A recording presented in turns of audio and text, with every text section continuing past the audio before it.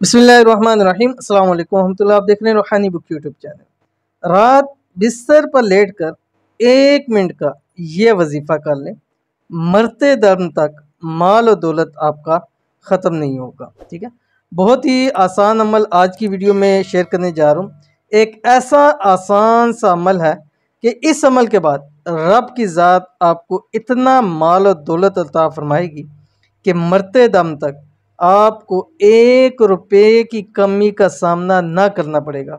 बस आपने करना सिर्फ इतना है कि रात को सोते वक्त दाईं करवट होकर यह वजीफ़ा करना है और सिर्फ आपने 11 मरतबा पढ़ना है, सिर्फ और सिर्फ 11 मरतबा।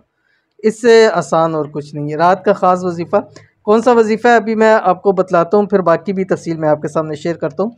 आपकी स्क्रीन के ऊपर आ रहा है बिस्मिल्लाहिर्रहमानिर्रहीम।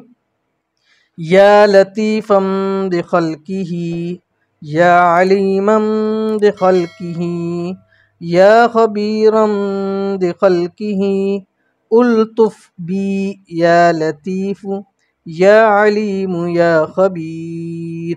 मैंने आपको जैसे बतलाया सिर्फ 11 मरतबा पढ़ना है, 11 रातें पढ़नी है, अव्वल आखिर 11 मरतबा कोई सभी दुरूद शरीफ पढ़ना है। ठीक है, ये तीनों काम आपने करने हैं।